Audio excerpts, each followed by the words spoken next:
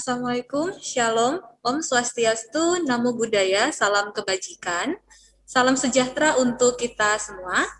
Puji syukur kita panjatkan kepada Tuhan Yang Maha Esa atas berkat dan rahmat-Nya kita dapat berkumpul pada siang hari ini dalam acara seminar Higher Order Thinking Skill atau HOTS yang diselenggarakan oleh Biro Bebras UPJ. Pada kesempatan kali ini, kami mengucapkan selamat datang kepada Bapak Suryana Setiawan PhD, selaku narasumber pada siang hari ini.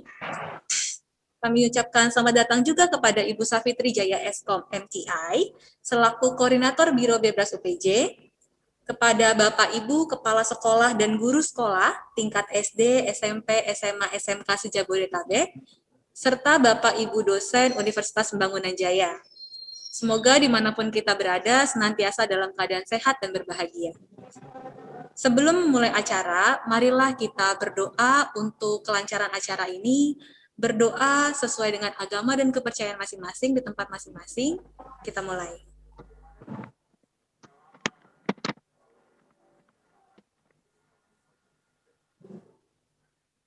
Oleh sebab itu,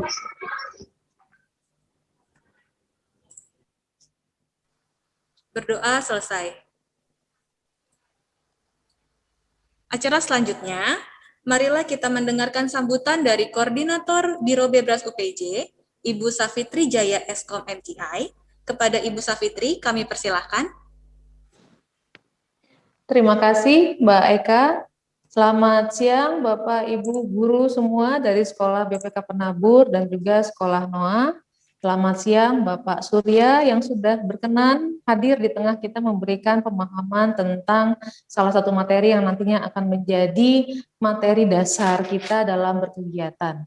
Selamat siang Bapak Ibu dosen dari Universitas Pembangunan Jaya. Saya mohon izin mewakili para pimpinan karena bersamaan waktunya di UPJ sedang melaksanakan prosesi yudisium.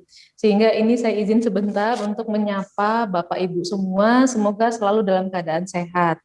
Bapak Ibu peserta, khususnya guru inti dari kelompok mata pelajaran dari Sekolah Penabur maupun NOA, terima kasih atas kehadirannya siang ini. Siang ini kita masuk ke agenda sosialisasi yang kedua dari keseluruhan rangkaian Gerakan Pandai, di mana hari ini nanti bersama Pak Surya kita akan diberikan wawasan lebih lanjut tentang apa itu HOTS atau Higher Order Thinking Skill dan bagaimana pula implementasi HOTS itu dalam kurikulum. Sebagaimana yang saat ini dihimbau juga oleh Mas Menteri bahwa salah satu kompetensi yang harus nanti dimiliki oleh lulusan anak didik kita adalah kemampuan dalam menyelesaikan masalah yang mungkin teramu dalam computational thinking.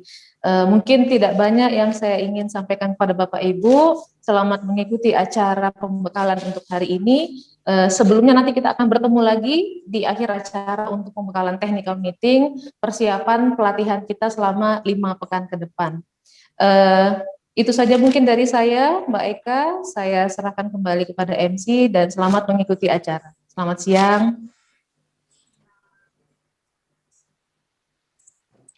Terima kasih.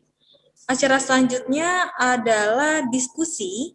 Kita akan masuk kepada acara inti kita yang akan dibawakan oleh Bapak Johannes Siregar PhD. Kepada Bapak Johannes, kami persilahkan, Pak.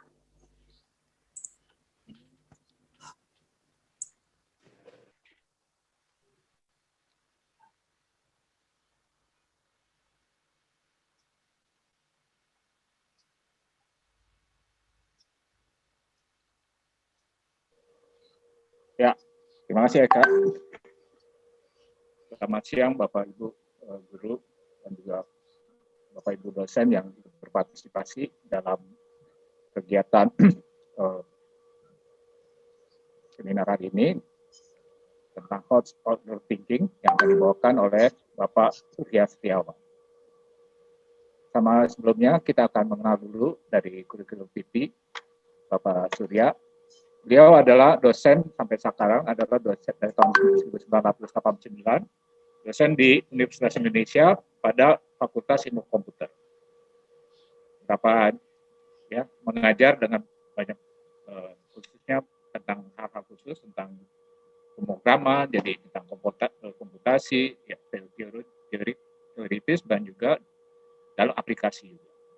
Dan beliau juga selama dalam sebagai dosen itu bekerja ya bergabung dalam joint research dari berbagai negara dan juga sampai sekarang juga dari 2016 aktif sebagai juri di untuk Olimpiade dalam bidang informatika dan juga aktif untuk bidang teknologi informasi dari mahasiswa ini sebagai macam Olimpiade juga buat mahasiswa khususnya. Dia juga aktif di dalam Bebras Indonesia yang kita ikuti. Sebelumnya sebelum jadi dosen, pendidikan yang ditempuh yang dilakukan beliau yang sudah ditempuh beliau yaitu S1 di ITB dan S2 di Michigan State University dan juga S3 di Computer Science di Universitas di Pisa di Italia. Ini beberapa hal yang kita latar belakang beliau. Nah, di sini untuk modal dan workshop kita hari ini ya, pelatihan kita hari ini, kita adalah dalam modelnya dengan talk show. Nah, itu saya serahkan dulu kepada Pak Surya. Silakan. Ya, selamat siang semuanya. Senang sekali saya bisa di sini diundang oleh OPJ di sini bisa menyampaikan hal-hal yang mudah-mudahan bisa berguna. Salam berkenalan juga bagi yang baru pertama kali ketemu mungkin. Ya, sebagian besar harusnya baru pertama kali, kecuali beberapa kali saya pernah datang ke Noah, juga ke Penabur, mungkin pernah ketemu. Dengan UPJ sendiri, saya terus terang belum pernah, cuman saya kenal cukup baik dengan Pak Fauzan sebagai panitia dari kegiatan ini. Ya. Saya tidak akan berlama-lama, nanti waktu berjalan terus. Saya akan menyampaikan satu materi yang sebetulnya bukan keahlian saya sebetulnya, itu HOTS itu. Oke. Saya aktif di Bebras, saya aktif di Olimpiade Informatika. Saya memberikan beberapa presentasi di Bebras mengenai soal-soal Bebras, tapi ditarik agak mundur sekali ke hal yang lebih generik yang namanya HOTS. Tapi berdasarkan sejumlah hal, saya coba beranikan diri untuk memberikan presentasi ini. Mungkin saya mau tanya, ini direkam ya? Mudah-mudahan direkam supaya saya punya dokumentasi juga. Pak Fauzan, direkam, Mbak. Boleh, Mbak. Oke, kita mulai saja ya. Kita mulai saja. Saya share screen. Bentar, saya aktifkan dulu.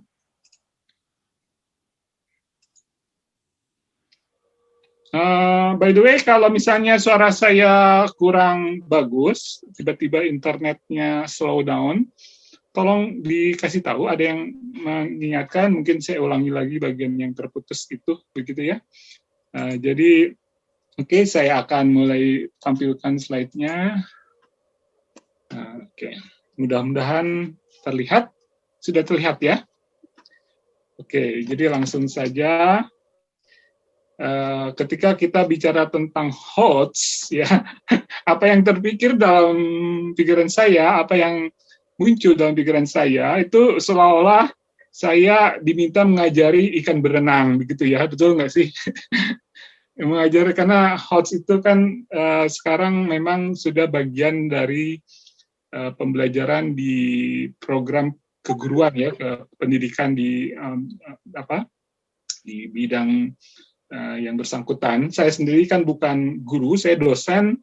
Biasanya kalau dosen kan langsung to the point pada substansi, metodologinya kadang-kadang kita tidak terlalu pikirkan karena langsung pada substansi. Ya, jadi saya bingung juga, saya harus nerangin apa lagi, kan harus sudah tahu gitu ya. Oke lah, mungkin kadang-kadang ya karena saya punya pengalaman juga berurusan dengan anak-anak yang cerdas ya, peserta dari Olimpiade Informatika itu disebut TOKI, mereka anak-anak yang extraordinary ya, terus juga mahasiswa Fasilkom UI, ilmu komputer di UI yang notabene adalah bisa masuknya itu dengan passing grade yang sangat tinggi juga. Jadi memang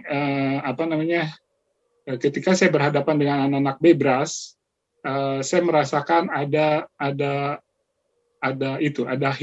level-level yang harus dipahami di dalam pembuatan soal, sehingga sesuai dengan level anak yang bersangkutan begitu ya. Awalnya saya bingung juga, kok yang gini nggak ngerti. Oh iya, saya lupa ini bukan anak Olimpiade, harus berdasarkan level yang sesuai begitu ya. Nah dari situ kita paham, saya coba tidak langsung paham, sorry. Saya bongkar literatur mengenai pendidikan, kemudian saya melihat korelasi dengan konsep HOTS dan taksonomi dari Bloom. Dari situ saya jadinya memahami dari praktisi, sebagai praktisi ya. Beda dengan teman-teman guru di sini yang belajar secara akademis di programnya masing-masing, sementara saya dari sisi praktis gitu ya. Jadi mohon maaf kalau nanti saya bercerita tentang Bloom taksonomi maupun HOTS dari sudut pandang praktisi agak berbeda mungkin ya, mohon maaf jika itu terjadi, mohon dimaklum karena saya tidak mendalami itu secara khusus pada waktunya ya. Oke. Tapi memang HOTS itu suatu hal yang tidak bisa tidak karena tuntutan zaman ya. Bagaimana itu kesimpulan itu bisa muncul, kita lihat itunya.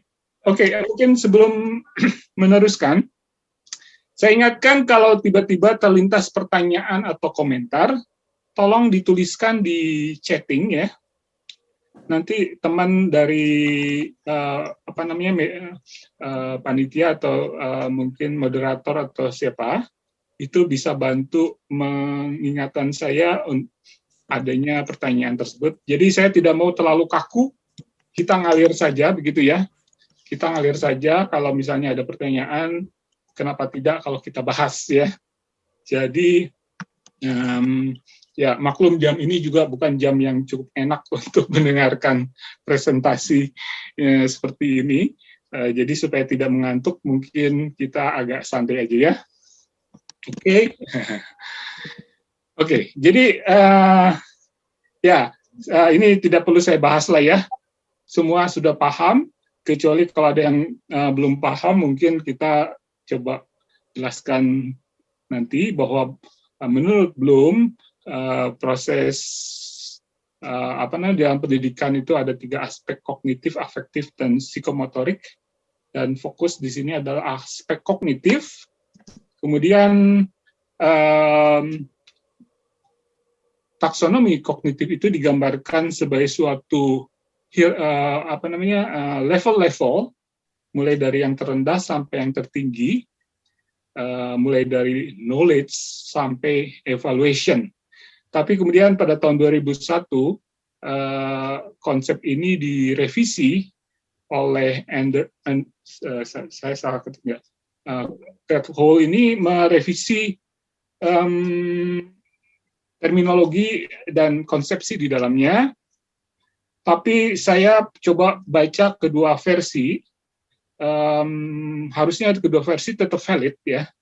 Buat saya sih kedua versi tetap valid karena versi yang terbaru itu versi Krathwohl ini yang sebelah kanan, segitiga yang di kanan. Mungkin tidak terlihat tulisannya, nanti akan ditampilkan halamannya. Tapi buat Bapak Ibu mungkin ini sudah hafal ya. Sudah hafal nggak sih?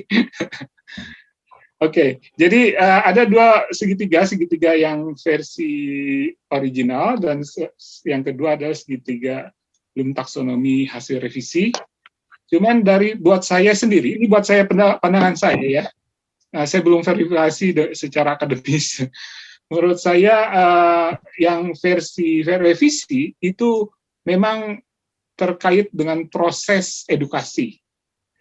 Jadi saya tekankan di sini proses edukasi. Jadi ketika kita menyusun kurikulum, menyusun kegiatan rencana pengajaran gitu ya di kelas-kelas, di pelajaran-pelajaran itu didasarkan pada taksonomi Bloom yang terrevisi ini ya. Karena memang di situ aspek proses edukasi yang ditekankan.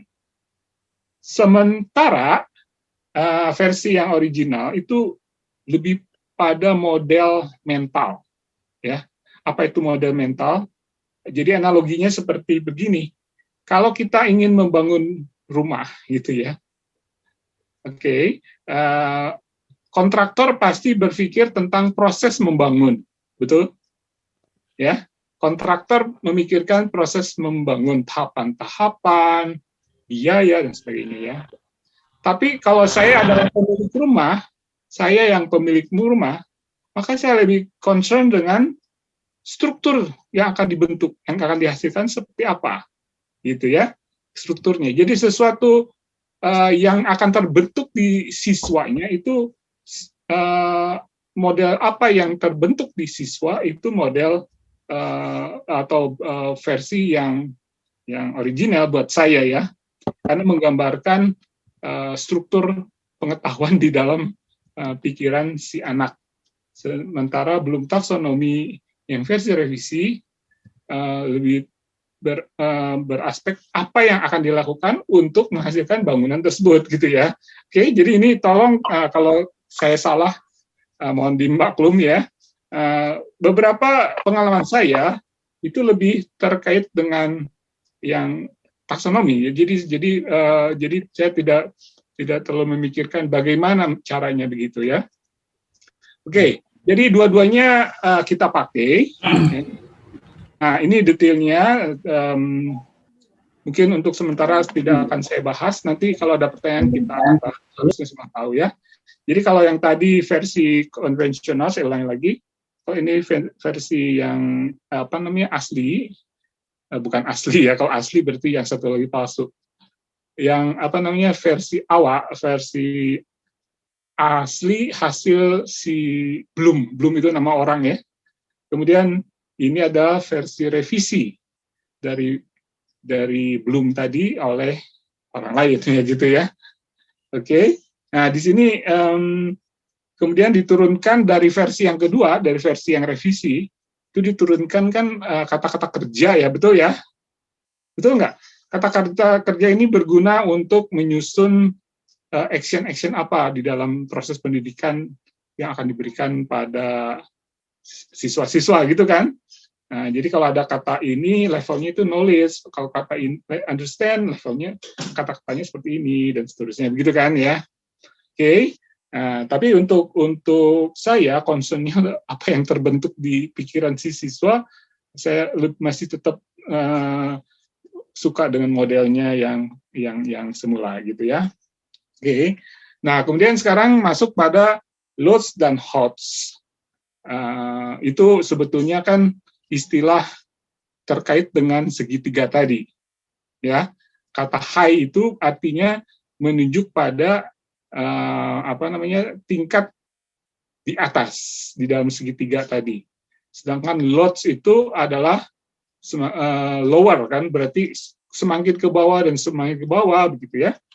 Itu loads. Kalau semakin atas berarti itu HOTS, begitu ya.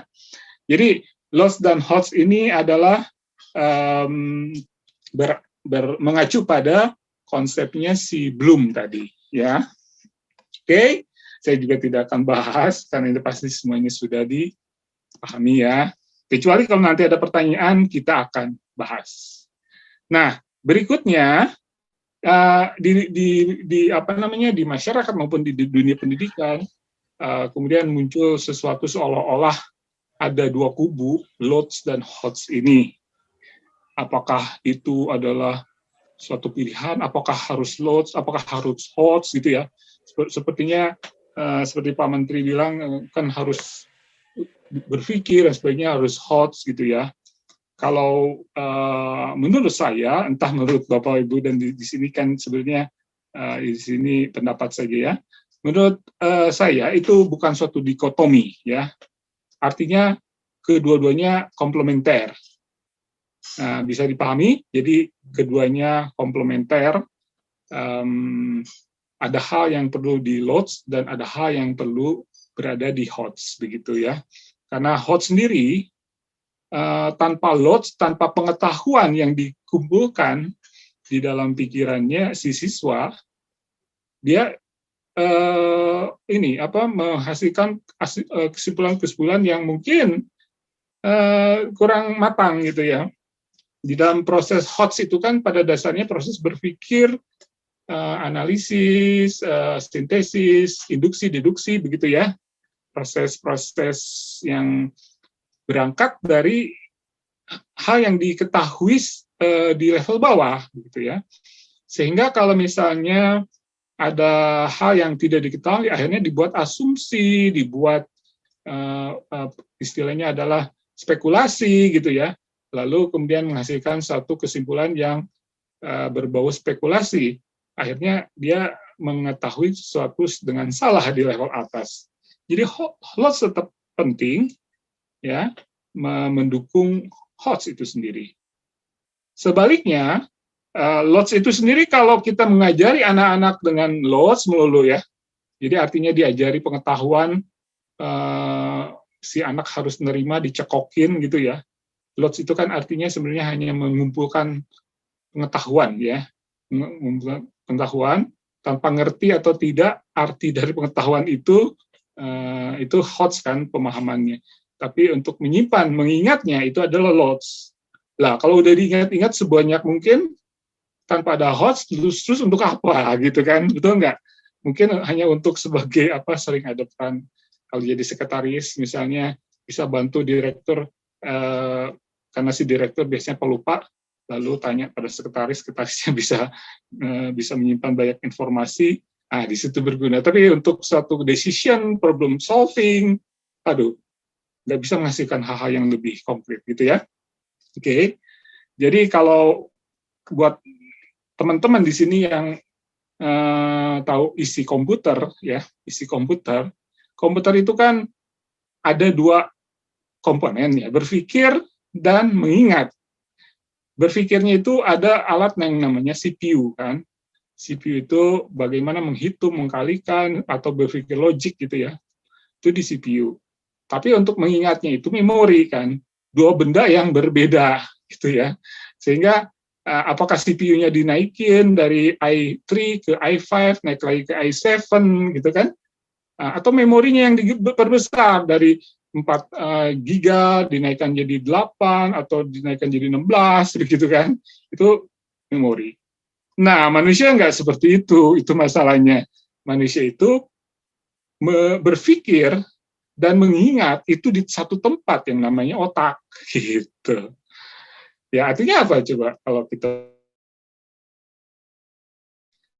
kan informasi tanpa ada arti apa-apa, tanpa ada maksudnya keterkaitannya tidak jelas, akhirnya dia tidak bisa berpikir, tidak kreatif karena kapasitas otaknya sudah dipakai untuk ingat-ingat saja gitu ya.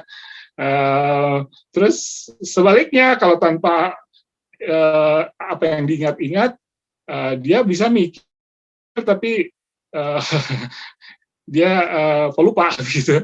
Ini seperti ingat Einstein itu orang yang sangat super cerdas, tapi dia pelupa gitu ya. Itu terkenal sekali kan. Ya tentu itu ekstrim ya.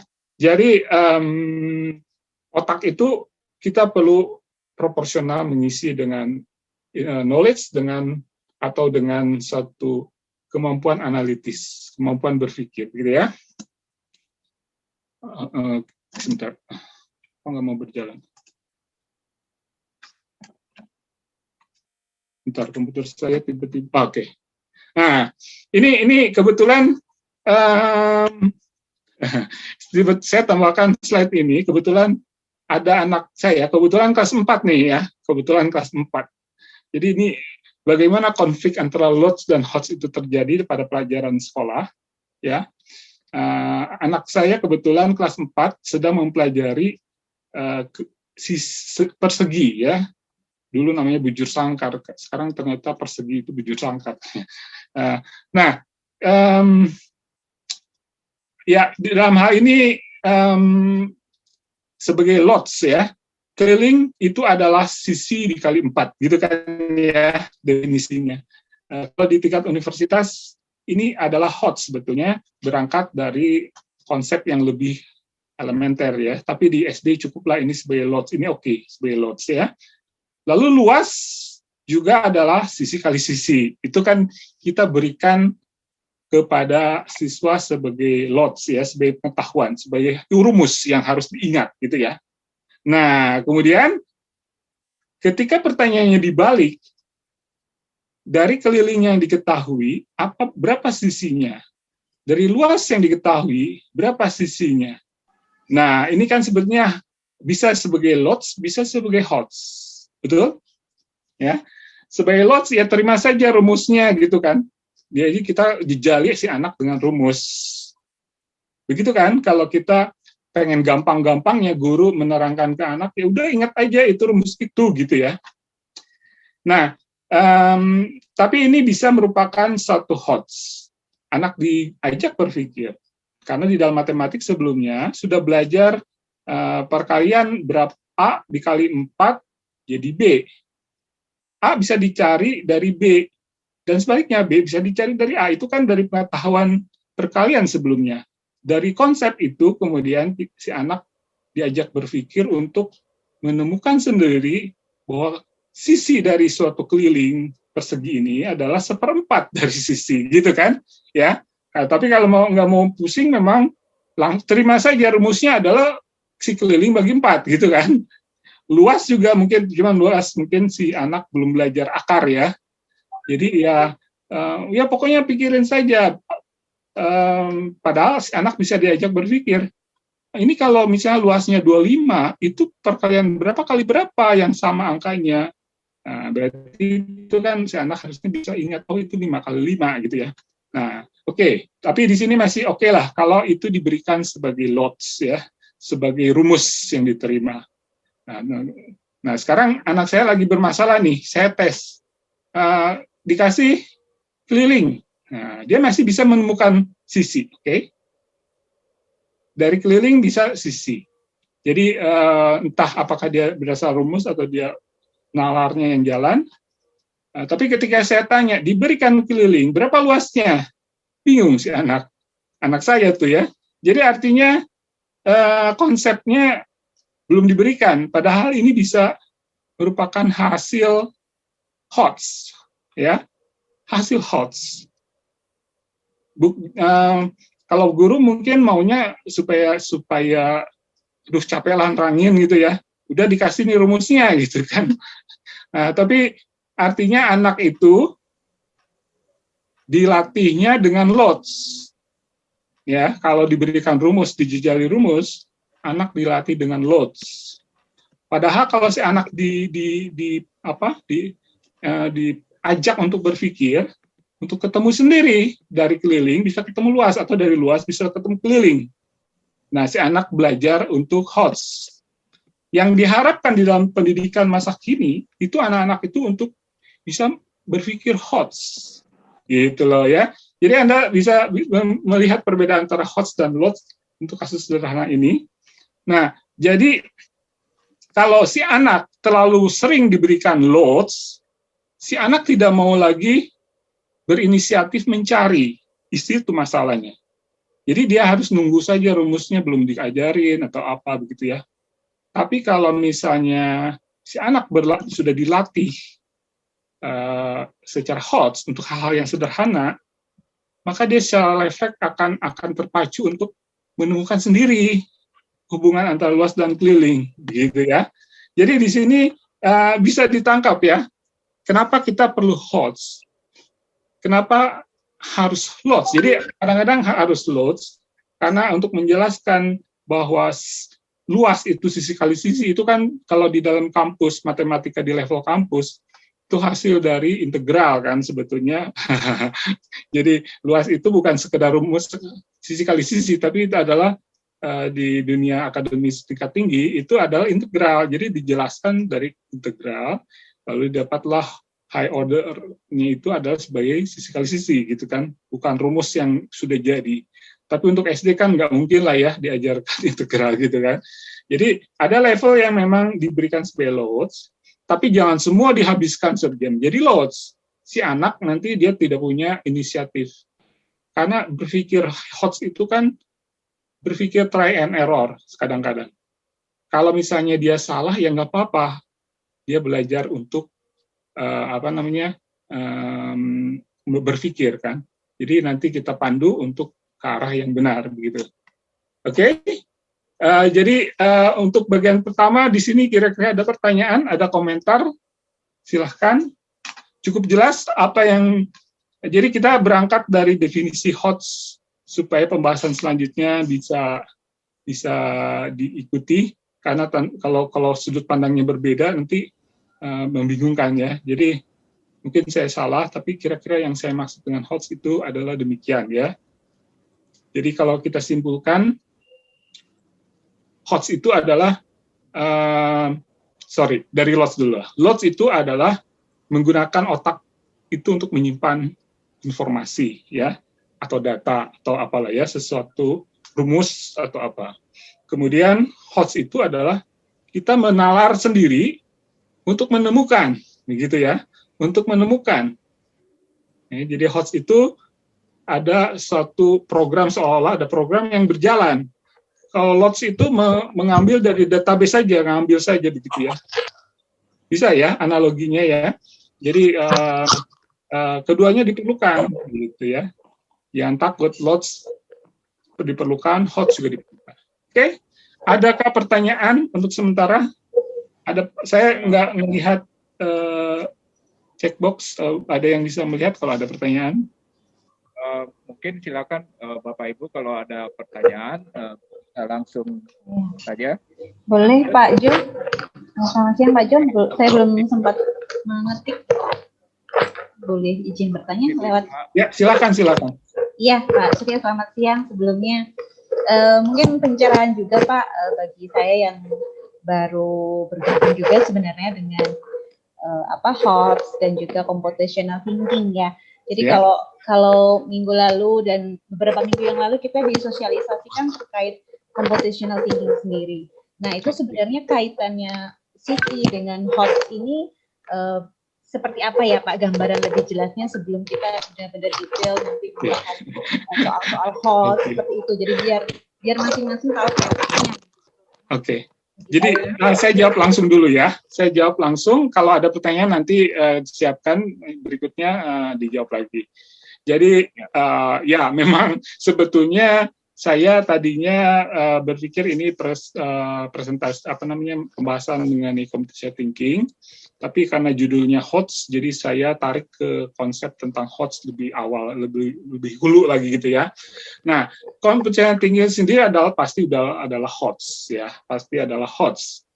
Kecuali kalau computational thinking, kalau problemnya dan cara memecahkannya adalah menggunakan rumus-rumus yang sudah ada, itu artinya menaikkan sedikit dari loads ya. Jadi kalau misalnya anak ditanya suatu computational thinking yang mencari rata-rata kan di situ ada hal yang diingatkan, menjumlahkan lalu bagi dengan jumlah. Nah itu kan agak berbau loads ya. Jadi tergantung dari si computation thinking-nya. Nah, yang computational thinking secara umum, apalagi yang terkait dengan Bebras, itu diusahakan agar soal itu adalah soal HOTS, ya. Jadi jangan sampai pertanyaan di dalam soal-soal computational thinking, termasuk Bebras, itu pertanyaan yang LOTS, bisa dijawab dengan mengingat gitu loh, maksudnya ya. Gitu ya. Jadi LOTS itu adalah dijawab dengan ingatan. Misalnya tahun berapa perang di Penogoro itu ingatan, betul? Atau misalnya perkalian 7 kali 6 kan sebetulnya buat anak kecil udah setengah menghafal ya. Karena kalau disebut sebagai HOTS, perkalian antara 7 kali 6 itu kan menjumlahkan 777 sebanyak 6 kali gitu ya. Jadi itu HOTS-nya kan. Tapi anak-anak kan tidak masalah, dia boleh mengingat kan sebagai rumus, sebagai sesuatu yang diingat gitu ya. Nah, kalau convolutional thinking dijawab dengan ingatan, itu sudah tidak HOTS lagi. Gitu ya. Bisa paham ya? Jadi convolutional thinking itu diusahakan memang HOTS. Jadi ya begitu. Jadi cukup jelas ya? Ya. Oke. Nah. Oke, ada pertanyaan lain? Pak, kalau misalnya anak siswa itu terlalu banyak dikasih HOTS atau dikasih LOTS, ada masalah nggak itu, Pak? Nah, seperti tadi sempat disebutkan ya, memang seperti perkalian mau tidak mau dibuat supaya menjadi LOTS ya, karena tidak mungkin memperkalikan 7 kali 6 itu secara HOTS, jadi lama dia ngitungnya kan, 7 tambah 7. Kalau anak kecil kan belajar jumlah-jumlah, ingat awalnya belajarnya itu bisa 7 tambah 6, tangannya kan cuma 10 jarinya kan, betul? Dia bikin 7, lalu dia pinjam tangan papanya angka 6 gitu ya, lalu dihitung gitu. Nah, dasar dari penjumlahan itu kan counting, betul? Counting. Jadi secara HOTS, penjumlahan itu adalah counting. Ya, tapi kemudian itu lama-lama boleh saja mengendap menjadi ingatan kan, bahwa 7 tambah 6 itu ya udah 13 itu gampang diingat gitu ya. 7 kali 6 42 itu bisa diingat, bisa mengendap menjadi ingatan. Ya, intinya ya. Jadi begini, kalau kebanyakan yang diingat misalnya seperti saya ingat dulu pelajaran sejarah waktu di sekolah dasar sekolah menengah kan, itu kita dijejali dengan tahun-tahun, apa hubungannya nggak jelas. Nah, itu masuk di kepala itu hanya sebagai LOTS. Apa dampaknya? Dampaknya jadi gampang lupa.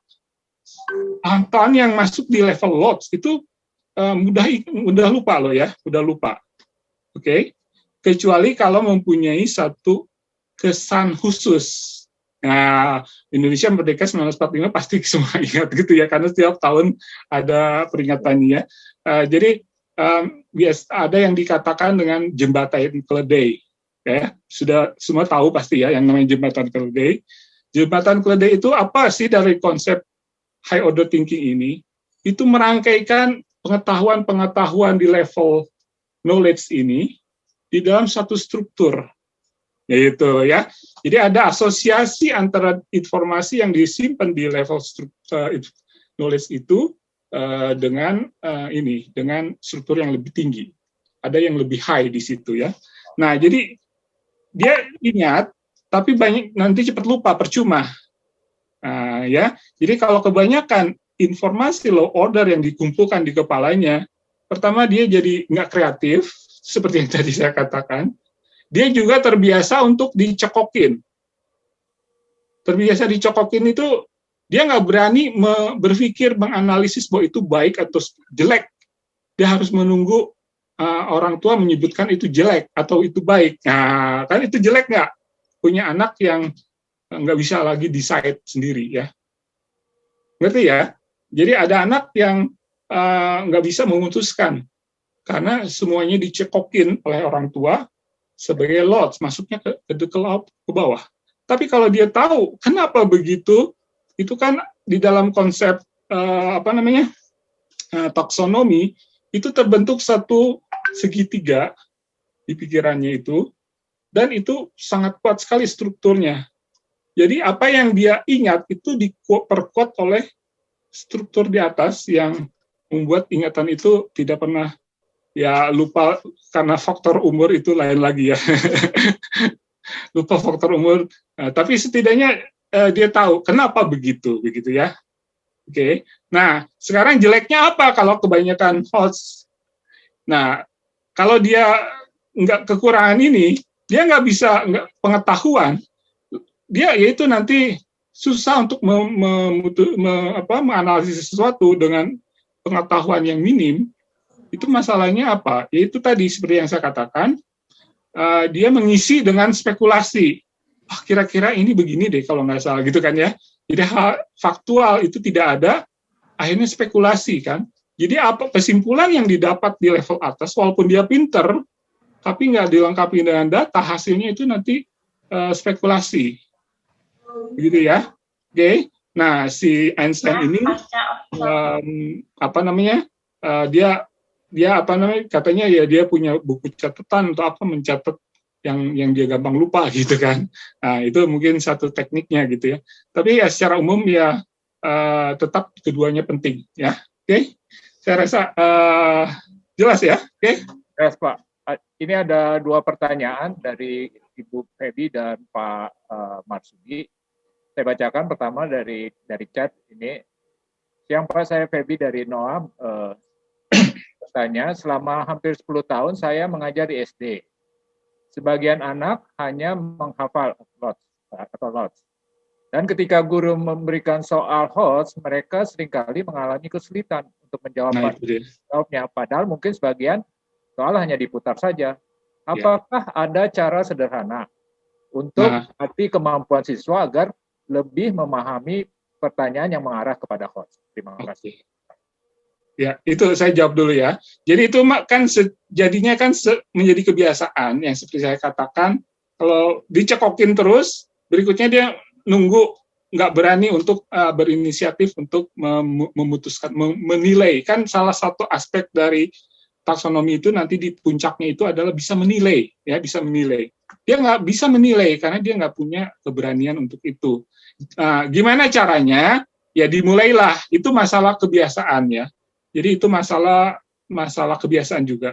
Pelan-pelan diubah cara berpikir. Jadi yang saya pahami dari beberapa di kementerian mengatakan HOTS gitu ya. Sebetulnya memang intinya adalah si anak itu sudah mulai berorientasi berpikir gitu loh ya.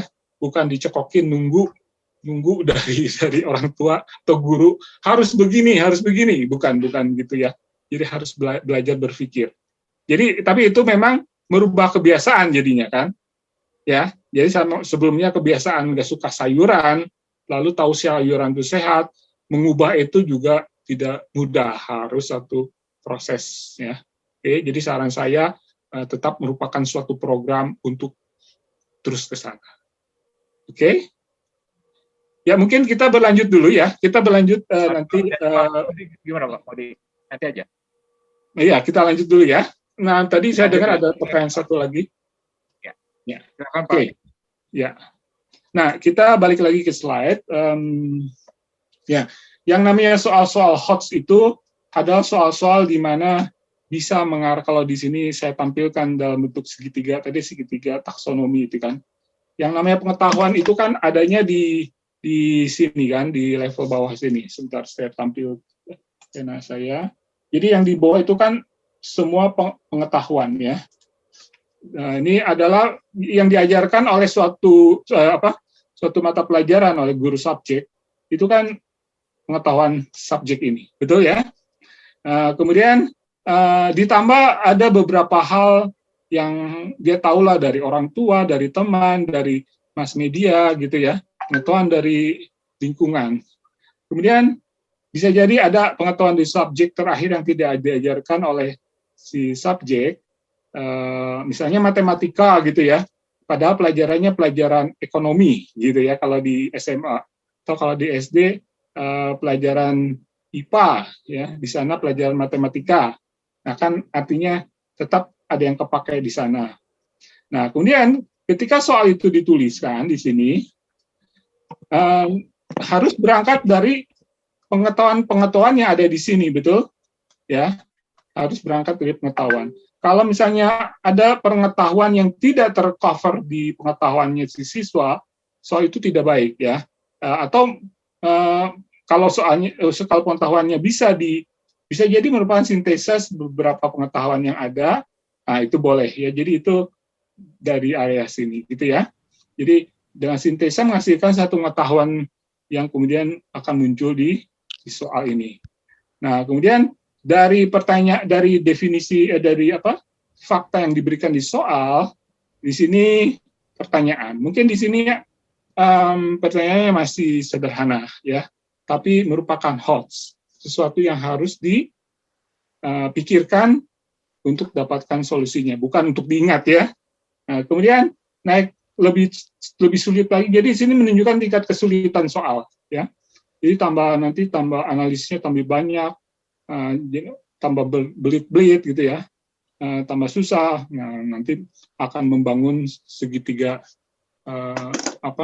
kognitif dari si siswa ya.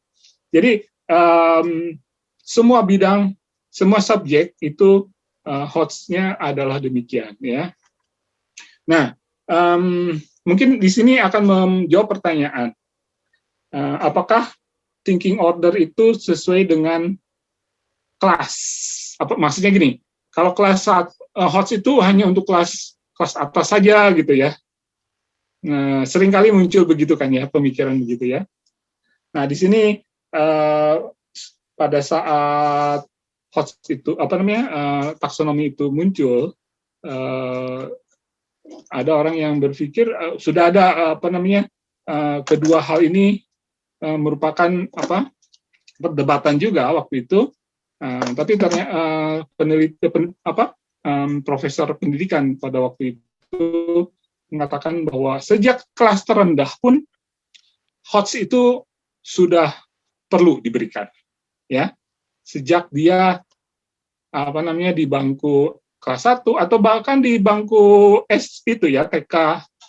Bahkan mungkin orang tua kalau tahu tentang pendidikan sejak dia lebih kecil lagi. Jadi sesuatu yang diberikan, dicekokin pengetahuan itu lots. Tapi kalau kemudian dia bisa menyimpulkan sendiri, diajari menyimpulkan sendiri, itu adalah hoax gitu ya. Itu intinya sebenarnya. Jadi bisa sejak awal.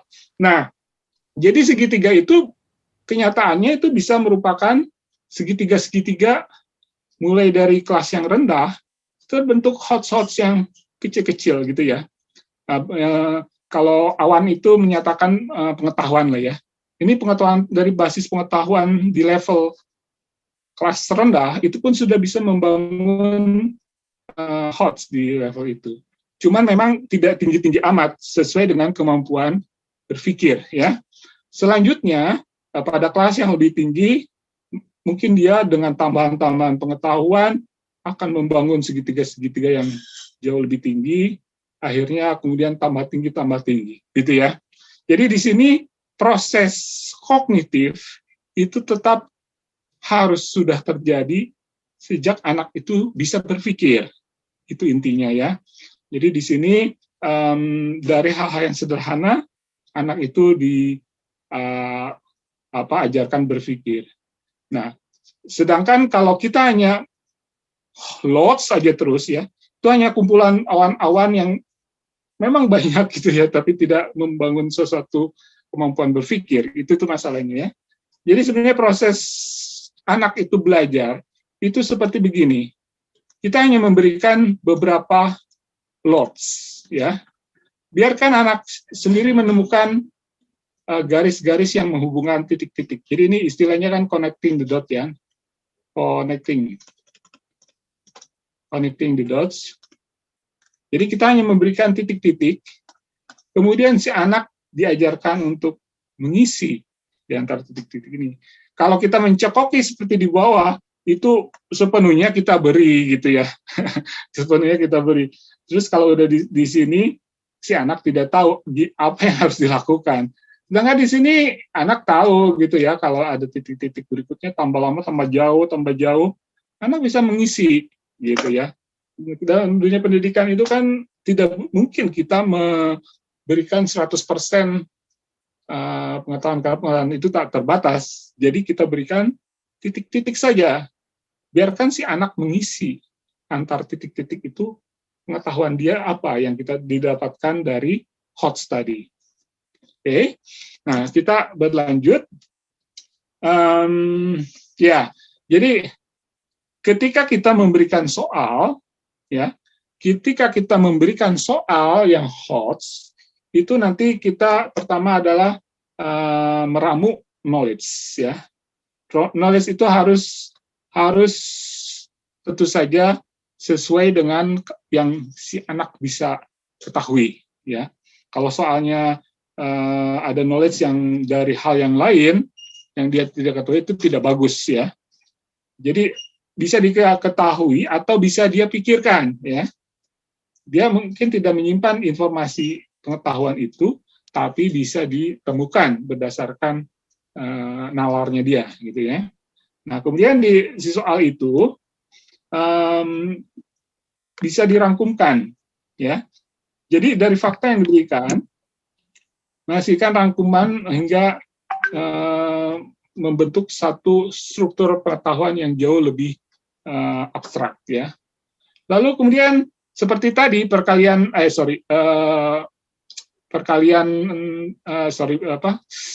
keliling dan luas tadi, ya.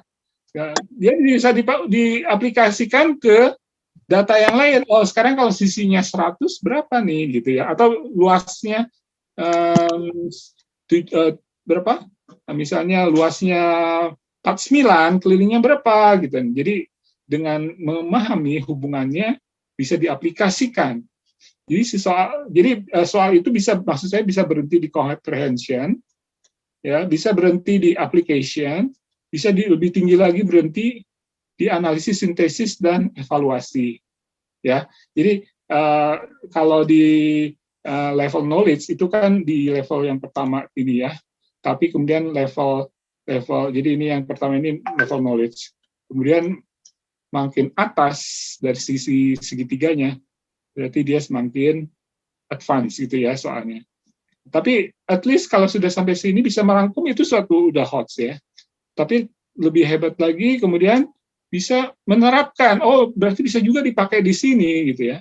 Lebih lanjut lagi bisa sampai sini, gitu ya. Oke, jadi ini adalah model soal yang bersifat hot, itu harus demikian. Nah, ini pertanyaan menarik nih, ya. Nah, karena PISA test itu sekarang menjadi isu yang mendorong hot sebetulnya setelah hasil PISA test kita itu rendah, lalu orang bicara tentang HOTS, ya. Nah, baru sadar, gitu ya. Nah, HOTS itu sendiri saya sudah mencoba melihat, memang isinya HOTS, ya. Memang isinya HOTS. Tapi kalau ngelihat dari model ini tidak sampai tinggi-tinggi amat. Kadang-kadang bermain di level comprehension atau di application, gitu ya. Atau lebih lanjutlah ke analisis sintesis, gitu ya. Jadi jadi ada 3 jenis soal, matematika, science, sama reading. Reading itu bukan baca, tapi juga harus komprehensif. Jadi membaca sambil memahami, gitu kan. Cuman memang teksnya itu panjang. Kelemahan anak kita itu memang membaca teks panjang. Jangankan bahasa Inggris, gitu ya, bahasa Indonesia pun seringkali nggak baca. Saya sering menulis pengumuman di mahasiswa Fasilkom nih, ya, saya bicara tentang mahasiswa Fasilkom. Seringkali saja sekian persen miss pesan saya di pengumuman tersebut. Jadi dia tidak bisa menangkap poin-poin yang disampaikan, gitu loh, ya. Sederhana membaca itu ternyata tidak itu juga, ya. Oke. Ya, jadi di sini ada beberapa contoh di mana di dalamnya terdapat logika. Nah, ini matematika, gitu ya. Jadi misalnya saya membahas sampling aja, ya. Ini ada satu radio membagikan 10 tiket, lalu kemudian masuklah 1.200 yang ingin mendapatkan tiket, lalu diundi, gitu ya. Lalu ada namanya si Joni, apakah dia itu mempunyai kans, atau berapa besarnya kans dia mendapatkan tiket tersebut. Nah, saat itu sudah dibagikan 9 tiket, dan si John tidak termasuk. Nah, pada tiket yang ke-10, berapakah kansnya? Nah, ini kan kalau buat tingkat SMP, SMA, bisa itu kan umur 15 tahun, berarti antara SMP dan SMA ya, kelas 3 SMP atau kelas 1 SMA. Nah, di sini belum belajar konsep tentang ini ya, tentang probabilitas. Kalau di kampus mungkin ini sudah diajarkan, sudah diberikan rumusnya, sudah lots gitu ya. Tapi anak-anak harus dipacu untuk HOTS di sini. Tapi ini bisa dipikirkan awalnya. Kan ketika tiket dibagikan yang pertama, masih 1 dibanding 1000. Tapi ketika satu orang sudah dapat, ya satu orang mendapatkan tiket tersebut, yang kedua kan 1 berbanding berapa? 1199. Jadi dikurang 1, kurang 1, kurang 1 gitu ya. Sampai ketika tiket yang ke-10, ya 1200 itu dikurangi 9 kan. Nah, jadi itu adalah penalaran yang harusnya muncul di kepala si anak. Jadi soal tes ini sebetulnya pemahaman di dalamnya, ada comprehension-nya juga terhadap pembacaan soal ya dan seterusnya. Nah, saya akan skip, ada beberapa contoh ya. Nah, ini soal bebras. Kalau ini soal bebras, ini juga HOTS ya. Nah, bedanya kalau soal bebras itu ceritanya lebih agak fantasi ya. Kalau bisa itu diusahakan lebih real, sedangkan di bebras ini supaya tidak membuat stres anak-anak, maka ceritanya dibuat agak sedikit fantasi gitu ya. Jadi ada tokoh yang binatang yang jenisnya bebras, ada ceritanya juga di situ ya. Tapi di sini supaya menarik saja, ada gambar yang bagus dan sebagainya. Di sini dikatakan ada sepak bola antara 2 tim dan terjadi 6 gol gitu katanya ya. Nah, pencetak golnya adalah siapa pada menit kesekian gitu ya. Nah, di sini dikatakan tidak ada tim yang mencetak 2 gol berturut-turut. Nah, siapa yang mencetak gol dari tim yang mana itu lupa catatannya, katakanlah catatannya hilang begitu ya. Tapi yang diingat adalah tidak ada tim yang mencetak gol 2 kali berturut-turut. Nah, coba perhatikan di sini. Di sini kan menyangkut satu pengetahuan ya. Pengetahuannya adalah sepak bola. Karena kalau misalnya ini orang yang nggak tahu sepak bola, misalnya taunya bulu tangkis, tentu jadi aneh. Oh, ada gol gitu ya. Nah, jadi di sini ada common knowledge ya. Nah, ini juga misalnya buat Bapak dan Ibu yang ngajar olahraga, di sini ada knowledge tentang sepak bola. Nah, ini ceritanya bisa lebih real tentang sepak bola betulan gitu ya. Tentang sepak bola betulan. Jadi sekalian mengasah pengetahuan dia tentang sepak bola gitu ya. Nah, di sini hanya diketahui tidak ada yang mencetak gol 2 kali berturut-turut. Ditanya berapa skornya. Nah, ini kan informasinya adalah menit-menit keberapa si anak pemain itu memasukkan gol gitu ya. Tapi tidak tahu dia dari tim mana saja gitu ya. Tapi hanya informasi mencetak tidak ada yang 2 kali berturut-turut. Nah, apa yang kita dapat implikasi apa dari situ? Mereka bergantian kan, ada tim Bebras United, Bebras Rangers, jadi bergantian gitu ya. Nah, kalau bergantian apa yang terjadi? Misalnya kalau anak itu dari Bebras United, Dick-nya adalah Bebras Rangers dan seterusnya, ini bergantian. Atau kalau anak itu dari Bebras Rangers, Dick-nya adalah Bebras United, sama hasilnya, yaitu 3-3 gitu ya. Jadi di sini balik lagi ke segitiga kita.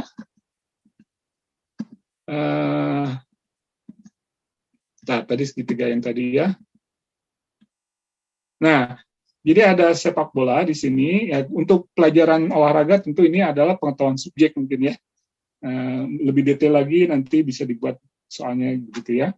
Nah, kemudian tidak ada informasi mengenai si A itu dari mana kan, tapi kita dapatkan informasi lain, fakta yang diberikan soal, yaitu tidak ada tim yang mencetak berturut-turut, gitu kan. akhirnya didapatlah satu kesimpulan. Oke, jadi itulah disebut high order thinking, ya. High order thinking itu apa? High order thinking itu adalah ketika jawabannya itu memerlukan nalar, ya, memerlukan nalar. Kalau hanya berdasarkan ingatan, misalnya gini, pertanyaannya, siapakah yang menyetak gol pada menit yang ke-10? Nah, itu kan pertanyaan Lodz, ya. Paham ya, pertanyaan Lodz. Atau berapakah jumlah gol yang masuk? Nah, di sini kan ada terjadi 6 gol, ya. Itu data dari pengetahuan, itu Lodz, gitu kan. Paham ya? Jadi kita membuat soal, kalau si soal itu memerlukan nalar untuk mendapatkan jawabannya, ya bukan hanya sekedar mencari berdasarkan ingatan atau dari data pengetahuan yang diberikan soal, berarti itu HOTS. Jadi HOTS itu di dalamnya perlu satu logika, penalaran dan sebagainya, ya. Nah, itu yang dilatihkan, gitu. Jadi bukan hanya nggak ada di sini, nggak ada rumusnya. Nah, kalau udah cari rumus berarti dia sudah addicted dengan Lodz itu, ya. Ngerti nggak? Kalau oleh sebab itu di soal bebas dihindari ada penggunaan rumus soal-soal itu, ya. Jadi Anda juga di dalam membangun suatu soal HOTS ada rumus tapi tetap dilanjutkan dengan penalaran, ya. Jadi kan misalnya soal matematika tetap harus ada rumus, ya. Misalnya mencari titik potong 2 garis gitu, ya. Itu sudah ada rumusnya. Tapi sekarang kita mencari sepasang titik sepasang titik yang jaraknya antara sekian dan sekian gitu, ya, diberikan sejumlah titik, ya. Nah, berarti kan dia harus mencari, ya, harus penalaran. Tapi cara menghitung jarak antar titiknya, ya sudah dipelajari menggunakan Pitagoras, gitu kan. Jadi bisa paham, ya. Hanya kalau soal bebas, ini kita bicara soal bebas. Soal bebas ditujukan untuk siswa untuk tujuannya memberikan fun, memberikan sesuatu yang menyenangkan. Nah, jadi aspek-aspek yang rumus yang harus diingat berat-berat itu dihindari, semuanya nalar isinya, gitu, ya. Jadi bebas itu soal yang 100% diusahakan gitu, ya, menggunakan nalar, gitu, ya, sebanyak mungkin, bukan 100% lah, ya. Tidak mungkin karena ada hal-hal yang harus diingat-ingat juga, ya. Oke, nah di sini saya banyak sekali pembahasan soal, tapi mungkin nanti kita gunakan kalau ada pertanyaan terkait, ya. Oke, jadi untuk sementara jadi ini banyak sekali saya skip, tapi ini sebagai referensi saja. Jadi, nah oke, ini terakhir ada satu lagi. Mungkin ini pertanyaan tingkat kesulitan soal HOTS. Nah, sebelum tingkat kesulitan soal HOTS, ada 2 aspek, ya. Ada 2 aspek dari suatu soal HOTS. Pertama adalah kuantitas atau seberapa banyak level knowledge yang diperlukan untuk soal itu, ya. Jadi soal itu jadi susah juga kalau memang masalah juga, kan si anak sebelum tes berarti harus mempersiapkan, mengingat-ingat, gitu, ya. Misalnya kalau di dalam fisika itu banyak konstanta, gitu, ya, konstanta ini, konstanta itu. Nah, jadi pengetahuan kalau banyak juga bikin susah. Yang kedua adalah kedalaman dalam analisisnya, atau tinggi dia itu adalah akan membentuk segitiga yang sangat tinggi atau segitiga landai, gitu, ya. Jadi itu kedua aspek yang menentukan tingkat kesulitan soal, ya. Jadi ketika soal kita rasa, wah ini bakal lama nih ngerjainnya, mungkin terpikir tapi lama, ya kurangilah tingkat analisisnya, solusinya itu kan melalui sejumlah tahapan-tahapan penghitungan ya. Jadi kita mengukur berapa banyak pengetahuan yang diperlukan dan berapa proses analisis yang diperlukan. Kadang-kadang soal dibatasi, ini soal harusnya bisa dikerjakan seperti bebras itu maksimum 3 menit, bukan maksimum, rata-rata 3 menit. Nah, untuk anak SMA misalnya 3 menit dikurangi kalau terlalu kompleks gitu ya. Oke, nah di sini saya tunjukkan saja. Ini atau yang ini saja ya. Yang ini. Misalnya Ali mengirimkan hadiah dengan bintang. Beba mengirimkan sebuah hadiah dengan pita. Nah, di sini yang bintang itu ada satu ya. Kemudian yang garis-garis itu ada 3 ya. Jadi mengirimkan hadiah bentuknya panjang dan tipis ada 2 ya. Hadiah dari Ellen tidak ada pitanya, ada 2 itu. Nah, sekarang bisa nggak mengidentifikasi? Nah, jadi di sini kan berpikir analisis ya. Dimulai dari yang kemungkinannya cuma 1, yaitu apa? Apa yang cuma 1? Yang bintang tadi kan. Nah, bintang sudah diidentifikasi, berarti yang lain ada yang berkurang kan. Nah, yang berkurang, akhirnya nanti lama-lama semua bisa teridentifikasi gitu ya. Tapi dibandingkan dengan soal ini, coba bandingkan. Anda pernah membaca soal ini yang namanya Einstein Puzzle. Ada 5 rumah, nanti mungkin Anda baca lah ya. Nah, ini sangat kompleks sekali, mungkin Anda kalau memecahkannya, seperti memecahkan soal sudoku ya. Jadi seperti sudoku ini bisa jadi mungkin sekitar lebih dari 20 menit ya. Mungkin normalnya bisa jadi setengah jam gitu ya. Oke, jadi ini soalnya kategorinya sama ya, tapi pengetahuannya lebih banyak, poin-poin pengetahuannya lebih banyak, dan proses analisisnya harus lebih dalam dibandingkan dengan soal yang tadi gitu ya. Jadi ini contoh 2 soal HOTS tapi tingkat kesulitannya jauh berbeda gitu ya. Oke, jadi ini saya beri ilustrasi saja. Kita lanjutkan lagi tanya jawab. Sebetulnya saya berharap ada beberapa peserta yang mengingat saja lah, tidak perlu membuat. Dulu pernah membuat soal-soal seperti ini. Apakah ini HOTS atau bukan gitu ya? Jadi tolong dituliskan. Jadi kita belajar untuk menyusun soal HOTS itu kita ganti dengan memverifikasi apakah itu HOTS atau kurang HOTS atau terlalu HOTS gitu ya. Jadi silakan dituliskan sebagai pesan. Kita akan membahasnya gitu ya. Oke, sambil menunggu itu silakan kalau ada yang ingin bertanya jawab lagi. Sebentar saya balikan dulu ininya. Sebentar saya balikan. Ini Pak, dari ada pertanyaan dari Pak Marsudi. Ya. Selamat siang, saya bertanya, apakah soal yang HOTS ketika ditanya kedua kalinya kepada orang yang sama, soalnya menjadi HOTS? Sebab mungkin anak tersebut menjawab yang kedua kalinya hanya berdasarkan ingatan.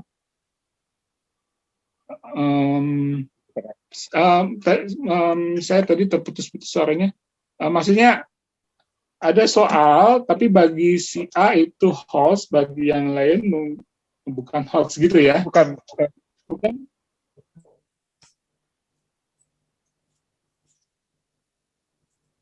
Putus-putus. Iya, Pak Surya. Ya. Atau ada yang bisa membantu mengulangi? Ada di chat, Pak. Iya, aku coba baca ya, Pak ya. Mungkin sinyalnya Pak Johannes agak putus-putus. Dalam kolom chat terdapat pertanyaan, Pak, dari Pak Marsudi. Bertanya, apakah soal yang HOTS ketika ditanyakan kedua kalinya kepada orang yang sama, soalnya menjadi LOTS? Sebab mungkin anak tersebut untuk menjawab yang kedua kalinya hanya berdasarkan ingatan. Oh, iya. Ya. Ya, saya menangkap. Oke. Ya. Ya, begini. Ya. Ini menarik pertanyaannya ya.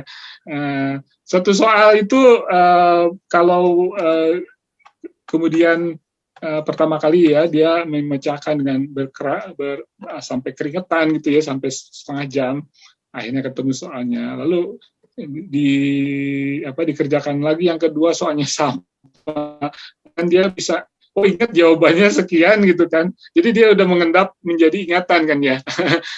Tapi itu memang kalau ya, jadi artinya ketika kita membuat soal, tentu kita hindari si anak itu menghafal jawaban gitu ya.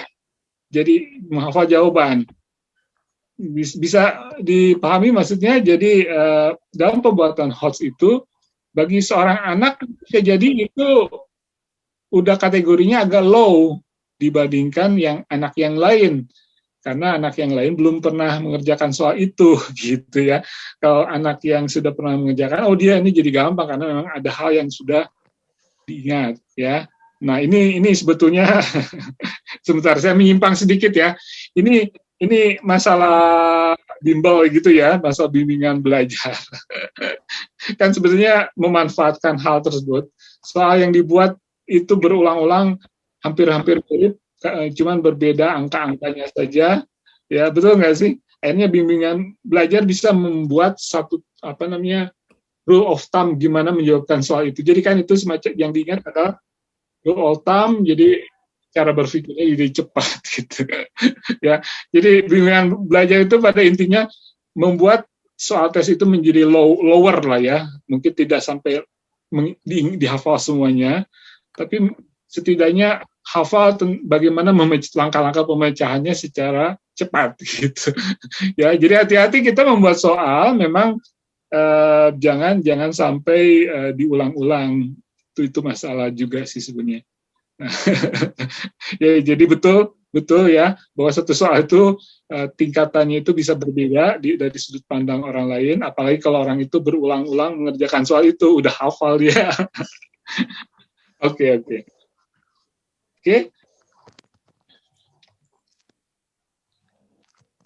Tolong kalau ada pertanyaan lagi. Baik. Ada izin bertanya. Ya. Ya, selamat siang Pak Suryana. Saya Agustin dari Universitas Pembangunan Jaya. Terima kasih paparannya, sangat menarik Pak dan berguna untuk kami Pak. Tadi di slide paparan itu, kalau tidak salah ada chatting yang piramid seperti itu ya Pak. Ada. Ya, betul. Kita ada variabel yang perlu diperhatikan terkait dengan tingkat kesulitan ya Pak ya. Nah, bagi saya yang baru ini sebuah pengalaman baru untuk mengajar terutama high order thinking ini nantinya ya Pak ya. Itu apakah ada formula atau cara perhitungan tertentu begitu Pak untuk mengukur tingkat kesulitan itu. Kemudian sehingga kita bisa mempersiapkan lebih baik dan menyesuaikan dengan kemampuan nanti mungkin peserta, demikian.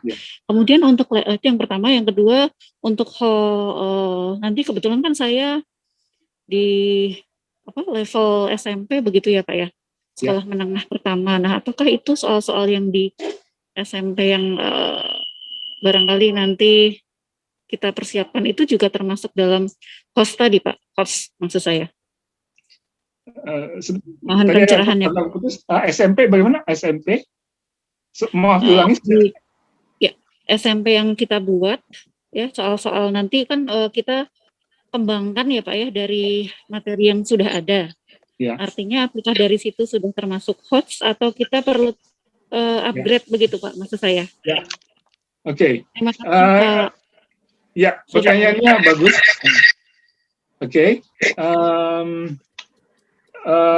Tadi mengenai alat ukur. Saya sendiri, pengalaman saya sendiri ya.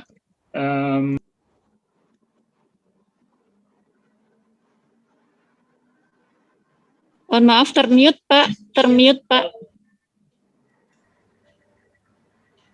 Oh, tiba-tiba berubah. Oke. Ya, pertanyaan yang bagus. Itu sebetulnya pengalaman saya juga selama ini. Memang tidak ada ukuran atau metrik lah ya, yang bisa diandalkan untuk mengukur tingkat kesulitan tersebut ya. Oke. Awalnya saya sering kebetulan saya punya anak saya jadikan kelinci percobaan. Jadi soal-soal bebas itu, soal bebas saya ujikan. Ya mungkin kita bisa menggunakan tenaga asisten, tenaga siapa begitu ya. Cuman mereka diminta berpikir, jangan dibuat-buat dia sebagai asisten, apalagi sebagai ya nanti dia takut, wah nanti kalau hasilnya jelek nanti gimana. Tapi jangan, jadi belajar natural aja sebagai anak SMA gitu. Nah, dengan cara berpikir yang agak-agak lambat kalau kebetulan kalau asistennya pintar-pintar begitu kan. Jadi memang diuji coba ya. Awalnya begitu, tapi lama-lama akhirnya bisa kelihatan juga dari hasil-hasil secara berulang. Kita punya sense di mana sih yang dia bisa pikirkan. Jadi ya, di sini jawabannya tidak ada cara yang akurat, tapi secara intuitif bisa digunakan cara demikian gitu ya. Jadi minta tolong siapa yang bisa jadi, asalkan dia jangan membocorkan atau apa, tentu saja kan. Jadi kalau dunia kampus juga sama, bisa menggunakan asisten yang nanti menguji, tapi dia berpikir sebagai mahasiswa level tingkat sekian gitu ya. Jadi di situ lebih banyak lebih bagus karena itu lebih representatif gitu ya. Lalu yang kedua adalah mengenai itu ya, materi yang SMP yang dimodifikasi. Nah di sini ya tergantung modifikasinya juga. Kalau modifikasinya terlalu kelihatan, terlalu ketahuan juga itu kan memang itu yang kurang bagus gitu ya. Jadi apakah angkanya berubah atau setting ceritanya yang berubah. Jadi kalau di Bebras itu kita menggunakan satu konteks cerita gitu ya. Konteks cerita, anak-anak kadang-kadang kalau di twist sedikit, istilah twist dengan konteks berubah, dia langsung nggak, itunya ingatannya lupa gitu kalau dihafalinnya. Jadi ya tapi intinya adalah sedapat mungkin berbeda tanpa kita merombak dari nol lagi gitu. Itu rasanya bisa dilakukan gitu ya. Bisa membantu.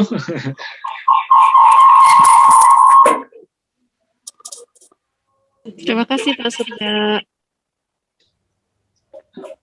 Bagaimana ada kasus, ada yang misalnya dari bidang-bidang tertentu, ada olahraga, kan di sini kalau nggak salah ada olahraga, ada kesenian, ada apa gitu ya, ada IPA, ada ekonomi gitu ya, ada feedback.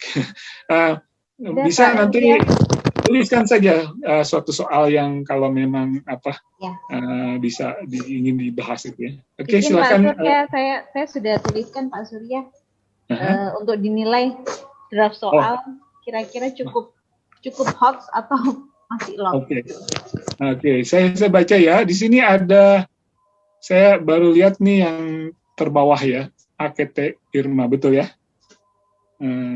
Ya betul. Nah di sini ditanyakan jika, sebentar ya, saya baca dulu ya.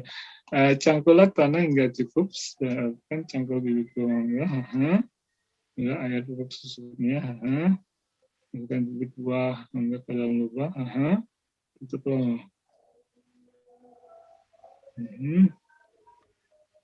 Bentar, di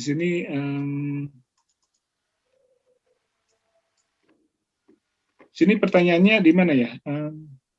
Yang di sini kan ceritanya urutan Pak. Urutan yang benar adalah oke. Jadi nanti jawabannya urutan angka. Oh, oke. 2, 1. Oh, oke. Instruksinya tadi saya tidak lihat bahwa ini. Ya, di sini, ini menarik ya. Oke, ini bagus ya, bagus. Artinya di sini ada knowledge-nya tentang apa? Kalau pelajaran di sekolah itu ya apa namanya? Tanam. Ya, ada. Kalau nggak salah ada prakarya yang ini agrobisnis gitu ya, kalau nggak salah. Nah, itu bisa juga ya. Oke. Jadi ini konteksnya cukup baik ya. Jadi satu subjek. Lalu di sini ada pengetahuan yang diujikan juga ya. Jadi pemahaman dia tentang proses bertanam gitu ya. Itu kan pengetahuannya yang diberikan ke si siswa di pelajaran. Nah, sekarang harusnya soalnya beda ya. Maksudnya kalau yang diajarkan adalah penanam generik ya, atau buah-buahan yang jenisnya apa. Nah, itu kan sebagai pengetahuan.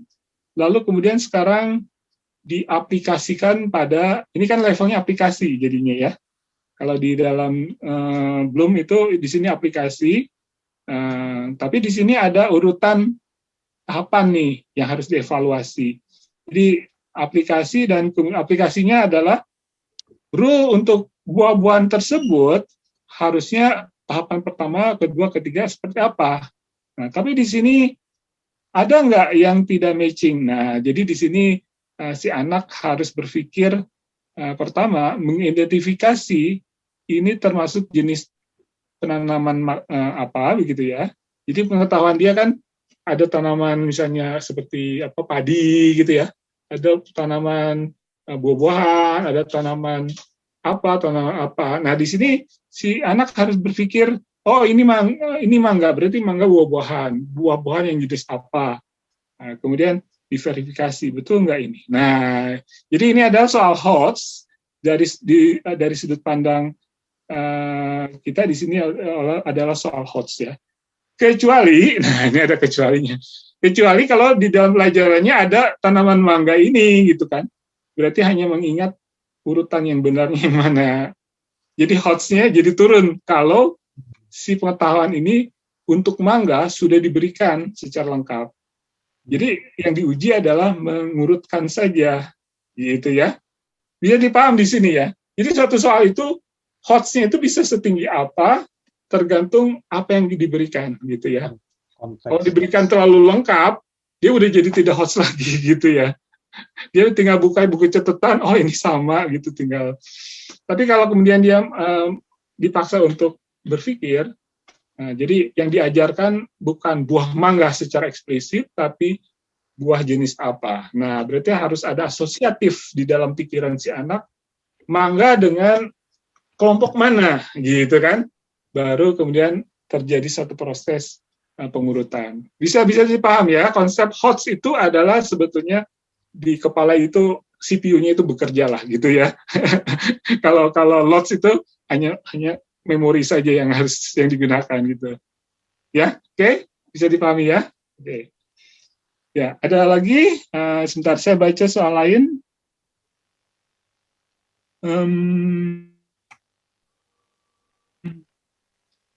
Tolong kalau ada pertanyaan mana, saya scrollnya agak repot. Kalau ada yang menarik, tolong dibacakan. Sambil mungkin ada yang ingin bertanya secara langsung melalui voice, silakan. Atau dari teman-teman. Silakan Bapak Ibu, silakan di-unmute saja yang ingin bertanya.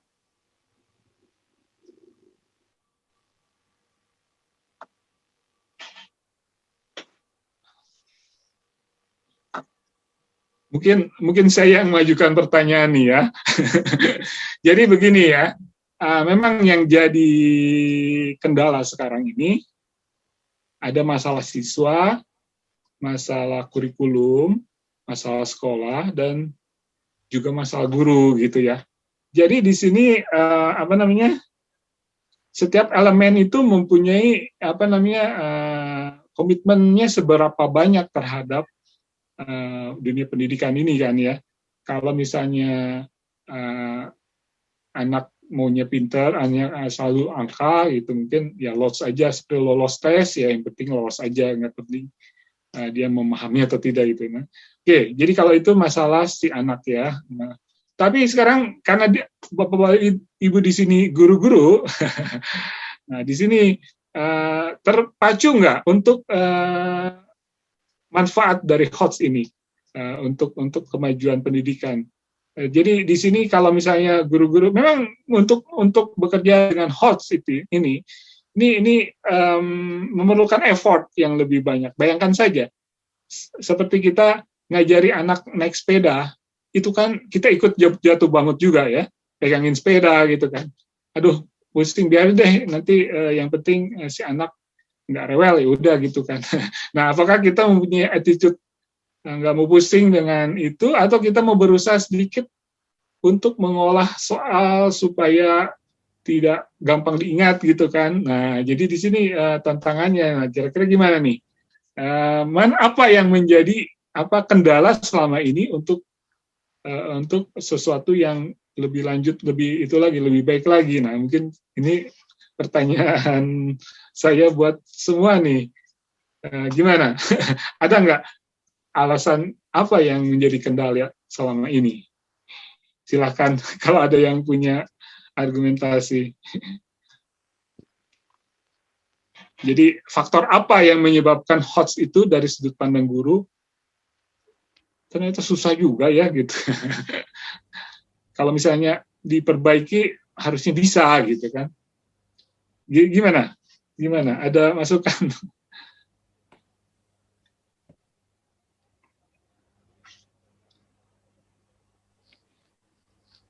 Ya, silakan dijawab aja Bapak Ibu. Di pertanyaan tadi dari Pak Surya, kira-kira bagaimana ya? Bapak Ibu dosen juga boleh. Ya. Kalau saya Pak dari matematik kan ya dulu pernah belajar. Itu sebetulnya kalau matematik itu kalau hanya memasukkan rumus itu masih lots ya Pak ya. Kalau sorry apa? Kalau matematik kalau hanya soal hanya memasukkan rumus masih lots ya, belum HOTS ya. Iya, jadi cenderung lots gitu. Itu ya. Iya. Nah ini banyak kan agak sulit nih Pak. Banyak kan kita aja belum pada artinya karena kan digunakan di fisika atau di ekonomi dan segala macam itu pakai rumusnya mereka tuh kayak kalkulus dan sebagainya. Iya. Gimana Pak? Ya, memang begini ya. Mahasiswa ya sebenarnya sudut pandangnya kita ubah ya. Sudut pandangnya kita ubah. Sekarang kalau menghafal rumus, terus terang saya juga termasuk yang tidak suka menghafal, gitu ya, tidak suka menghafal. Okay.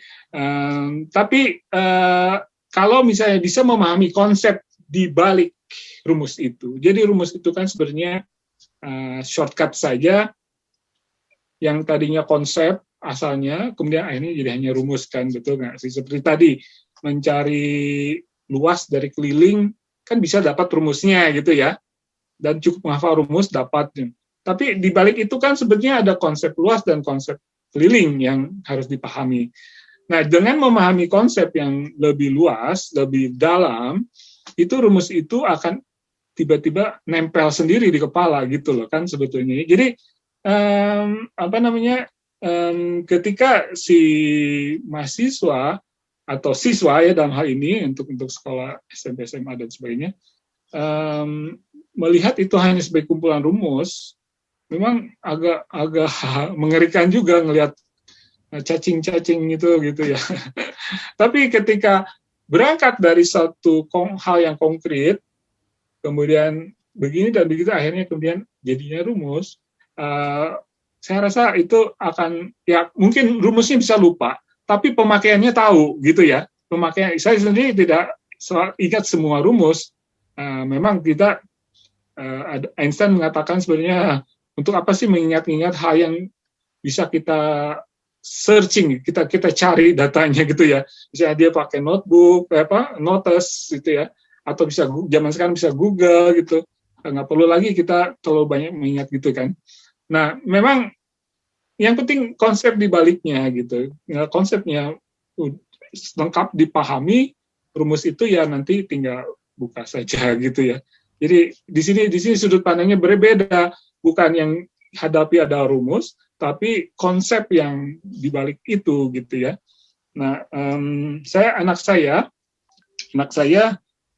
dia nggak suka mengingat rumus sinus, kosinus dan sebagainya, tapi dia tahu rumus itu dapat dari mana. Nah, konsepnya akhirnya semua yang harus diingat tadi itu bisa didapatkannya sendiri dari konsep yang sudah dia peroleh gitu ya. Jadi ya memang itu tidak semua anak begitu lah ya. Tapi itu salah satu hal yang bisa diperoleh kalau sudut pandangnya berubah gitu ya. Kira-kira demikian ya kalau menurut saya.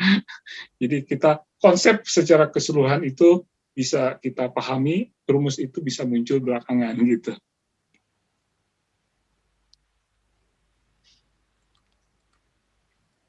Oke, bagaimana? Terima kasih Pak Surya. Di sini ada pertanyaan dari Ibu Lucia. Apakah ada pembagian atau perbandingan dalam memberikan soal-soal dan HOTS bagi SD, SMP, kuliah? Maksudnya proporsinya kali ya, antara LOTS dan HOTS berapa banyak di SD, apa lebih banyak harus LOTS dulu baru nanti setelah tingkatan baru HOTS. Intinya memang keduanya tetap sudah diberikan sejak bahkan oleh orang tua kalau bisa sejak si anak bisa berpikir ya, tetap ada. Nah sekarang proporsinya bagaimana? Proporsi ini adalah sesuatu hal yang saya tidak tahu di mana batasannya, tapi secara wajar saja kita pikirkan, misalnya begini ya, di level universitas gitu ya, kita belajar matematika itu perkalian itu bukan sebagai low ya, perkalian itu sebagai high, karena perkalian itu adalah penjumlahan beberapa kali ya, penjumlahan berulang ya. Penjumlahan itu adalah counting. Jadi high order dari counting. Itu di dunia akademis kampus ya. Ya tentu saja anak tidak sampai begitu ya. Jadi ada hal-hal yang langsung saja sebagai lots nggak apa-apa. Jadi perkalian itu oke lah, saya setuju di SD itu dihafalkan gitu ya. Tapi kalau si anak bisa sampai berpikir kenapa bisa begitu, baru dijelaskan. Jadi begini, ketika si anak itu bertanya, ya, sebetulnya dia itu lapar tentang struktur di atasnya, ya. Oh kenapa sih perkalian itu begitu? Nah berarti dia itu sebenarnya lapar ya. Kalau lapar ya kita beri gitu ya, cuman memang tidak semua, terutama kalau bidangnya misalnya seperti masalah yang sensitif ya. Kalau bertanya yang sensitif maka memang tidak bisa dijelaskan yang berkaitan dengan moral, dengan apa gitu kan. Tapi kalau pelajaran-pelajaran yang seperti matematika, fisika itu kan selalu bisa dijelaskan. Nah, jadi ketika dia lapar, artinya dia siap untuk diarahkan pada pemahaman yang lebih tinggi gitu, pemahaman konsep ya. Jadi tidak ada batasan di mana nanti berbeda antara anak dengan anak yang lain, tapi anak yang ingin tahu itu memang dia lapar sebetulnya. Kenapa sih begini? Nah itu kan sebetulnya dia itu sedang menyusun satu struktur yang lebih hot ya. Cuman tiba-tiba ada kekurangan data ya. Kekurangan data pengetahuan. Jadi ada pengetahuan yang kurang, lalu dia tidak bisa membangun HOTS dari semua aspek itu. Bisa paham ya? Anak-anak kan sering begitu ya. Anak-anak pengen tahu ini, pengen tahu itu. Sebenarnya dia di kepalanya itu dia sedang menyusun pengetahuan, ya. Cuman karena ada kosong-kosong dia bertanya kenapa begini, kenapa begitu. Itu pertanda baik sebetulnya ya. Jadi kita buat dia itu membangun pengetahuannya gitu ya. Jadi saya tidak bisa menjawab di mana batasannya. Kadang-kadang anak dan anak berbeda ya. Cuman yang perlu kita lakukan adalah mendorong, mengencourage si anak itu untuk berpikir.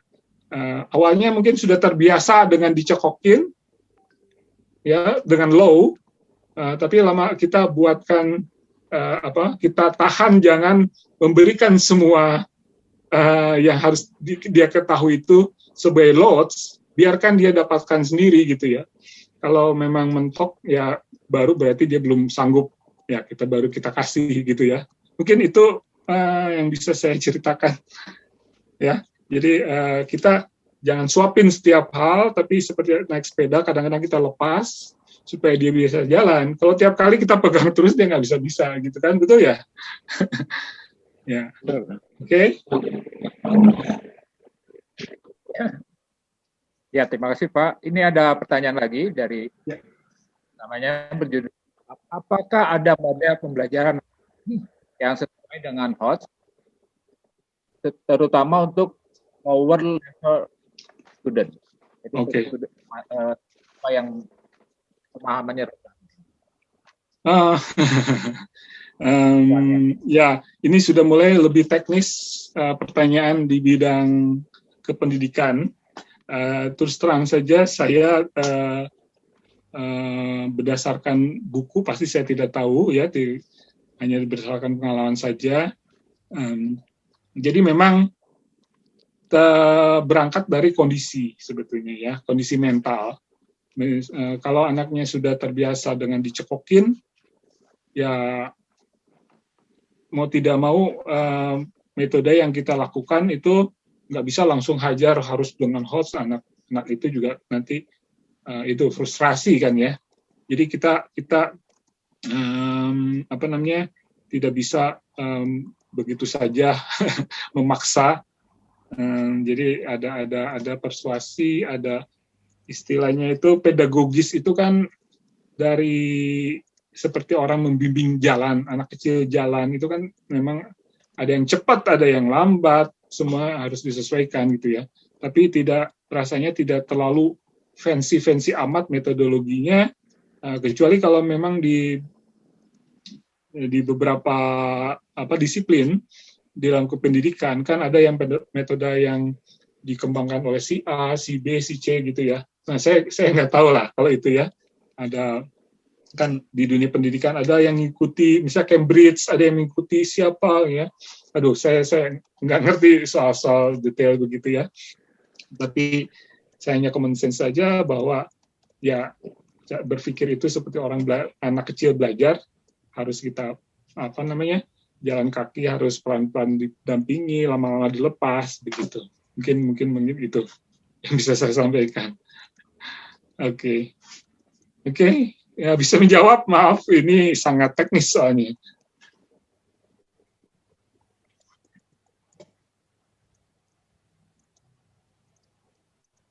Ya, bagaimana dengan Ibu Welly? Atau mau boleh kalau ada ingin didiskusikan lebih lanjut dari jawaban dari Pak Surya, demikian. Mungkin kalau ada Bapak Ibu lain yang mau memberikan pertanyaan ataupun juga satu tanggapan atau respon dari tentang HOTS thinking ini, saya persilakan. Bisa di-unmute langsung. Selamat sore, Pak.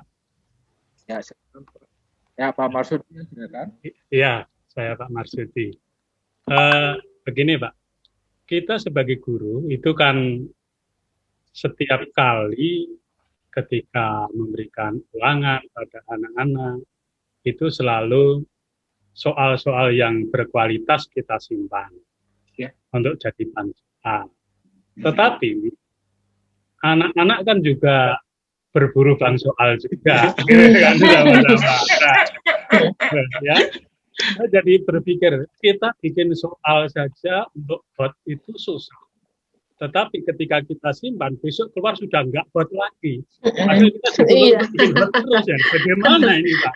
Apa yang kami pikirkan? Apakah berarti bank soal sudah nggak berguna lagi? Gitu. Kalau bank soal nggak berguna, apakah analisis ulangan itu juga nanti sudah nggak usah dilihat lagi? Gitu.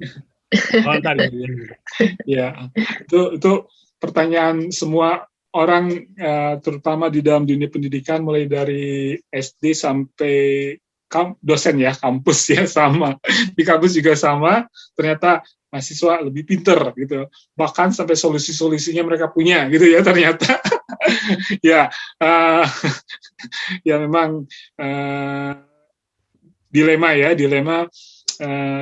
Pinternya ternyata dipakai untuk itu. Kadang-kadang itu juga sebenarnya satu berpikir juga, yaitu gimana mengalahkan si pengajar gitu ya.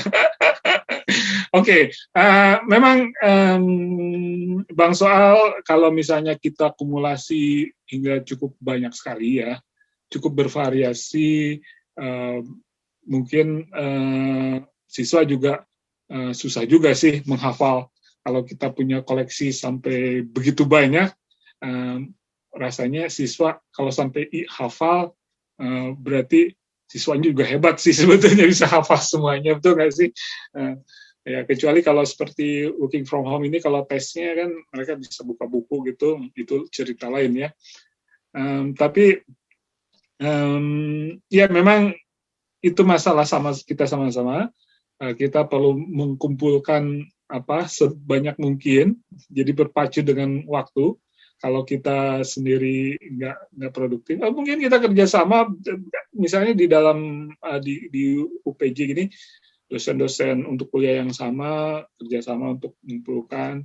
Karena kalau makin banyak itu kan, kalau kontribusinya makin banyak gitu ya.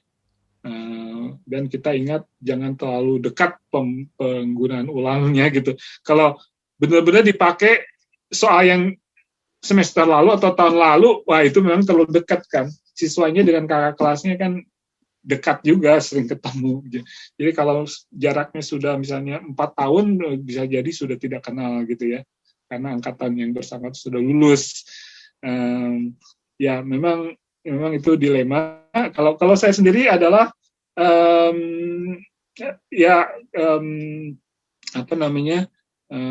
saya pelajari aspek apa sih yang ingin dikuasai oleh si anak. Nah, mungkin kalau berangkat dari situ bisa lain ya.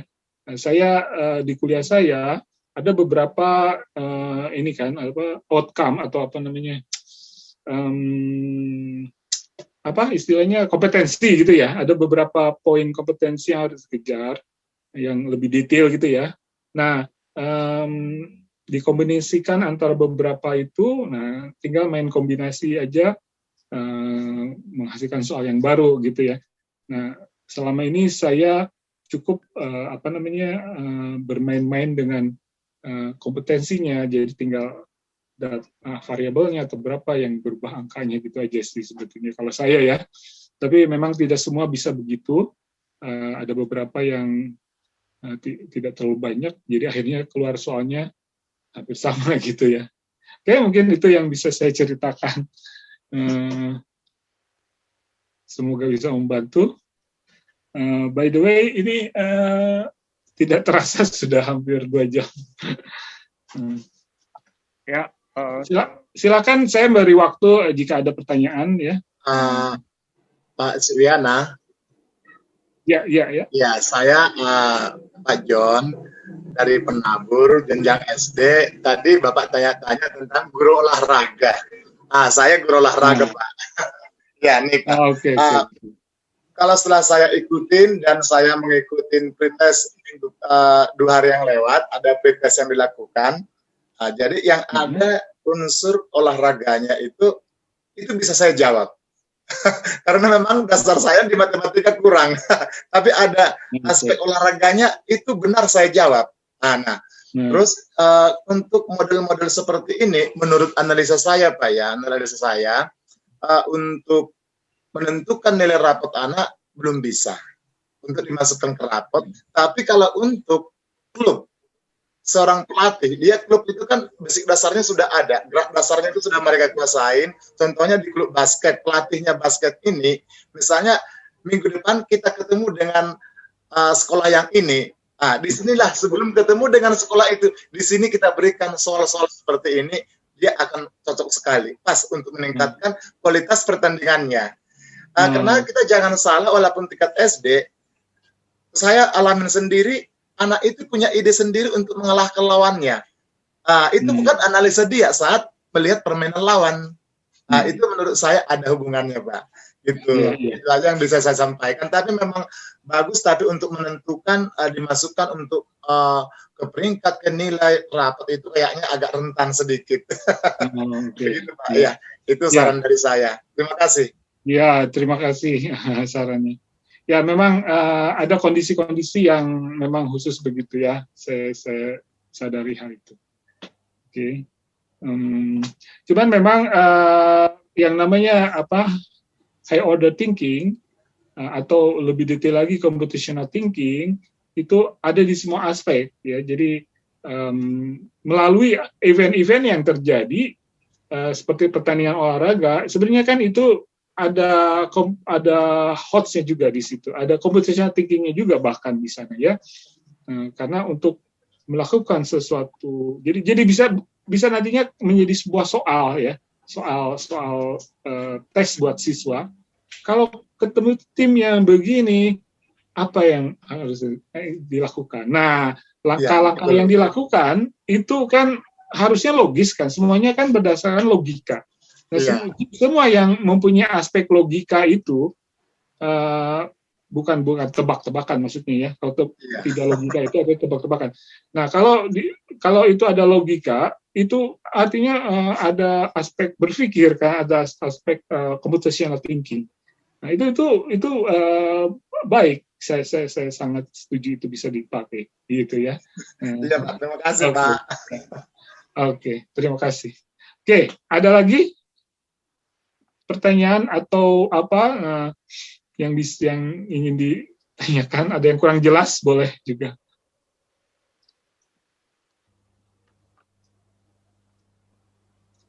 Bagaimana Bapak Ibu guru yang sudah ada, mungkin ada yang sudah mencoba soal atau mencoba membuat soal atau sudah merencanakan, bisa kita diskusikan. Pak Jo, menginformasikan ada beberapa peserta pertemuan ini dari biro-biro universitas lain.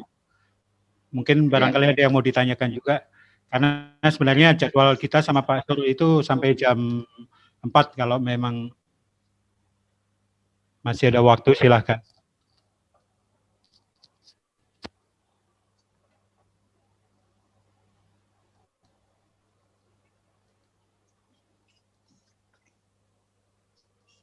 Mungkin itu apa namanya, email saya tertulis atau mungkin Pak Fauzan bisa nanti dibagikan. Silakan jika ada pertanyaan, ada hal atau apa yang ditanyakan atau apalah ya, yang baru terpikir nanti setelah event ini, silahkan. Jadi terbuka untuk dikirim email ya. Jadi alamat email ada di undangannya ya kalau nggak salah ya. Silakan saja. Nah, ditulis oleh Pak Fauzan, bukan Suryana, Setiawan, sorry. Oh, Setiawan. Ya. Jadi Setian CSWACD. Jadi silakan ya. Jadi saya senang sekali apa namanya, kalau misalnya bisa menarik manfaat dari apa yang sudah diberikan hari ini. Sama mohon izin Pak Suryana, rekaman ini nanti akan kita upload juga ke YouTube, Pak. Ya. Karena di grup Beberapa Indonesia banyak yang minta untuk diupload di YouTube. Oke. Ya, silakan.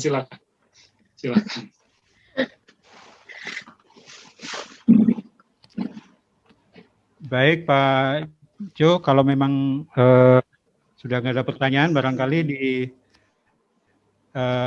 ditutup aja. Mungkin Pak Asor ada acara yang lain juga. Ya, terima kasih Pak Surya yang sudah mengarahkan kami ya, tentunya kami juga para dosen sudah mendapat gambaran juga dalam nanti kita meneruskan pelatihan ini. Dan juga kepada partisipasi Bapak Ibu guru yang sudah bergabung bersama Bebras Biro UPJ, kami mengucapkan ya kita akan bekerja sama ya setelah 2 hari mengadakan pretest ya, dan kita akan mulai program kita bersama-sama. Tadi sudah ada narasumber dari Pak Suryana Setiawan, kita sudah mendengarkan bagaimana dengan HOTS dan kita akan implementasikan di dalam mata pelajaran kita, khususnya untuk siswa-siswa kita di masa mendatang agar kita jangan menjadi terpengaruh dengan lots ya, dengan selalu kehafalan dan ingatan saja, bagaimana kita akan berusaha untuk mengembangkan. Itu yang kita harapkan. Semoga pertemuan hari ini bermanfaat bagi kita semua. Kita ucapkan close dan silakan berikan reaction untuk Pak Surya dengan tanda jempol. Terima kasih. Ya. Terima kasih ya, Bapak Ibu. Berikan kepada Pak Fauzan. MC silahkan. Terima kasih Bapak Ibu, terima kasih Pak Jos yang sudah bersedia sebagai moderator, terima kasih Pak Suryana yang sudah memberikan materi dan experience dan ilmu untuk kita semua. Sebelumnya, marilah kita mengambil foto bersama untuk mendokumentasikan kegiatan kita pada sore hari ini. Sebentar. Oke, di sini ada 4 slide. Saya screenshot slide pertama ya. 1, 2. Sebelumnya, mohon maaf untuk Ibu dan Bapak yang belum menyalakan video.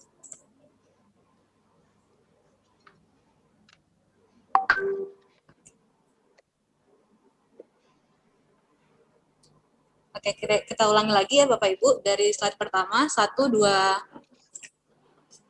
Slide kedua. 1, 2. Slide ketiga. 1, 2. Slide keempat, 1, 2, 3.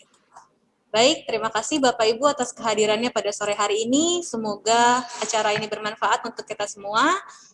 Salam sejahtera untuk kita semua. Selamat sore. Selamat sore semuanya. Selamat sore. Terima kasih Pak Suryana. Terima kasih Pak Suryana. Terima kasih Pak Suryana. Pak Suryana. Terima kasih. Terima kasih Pak Suryana. Terima kasih sama-sama.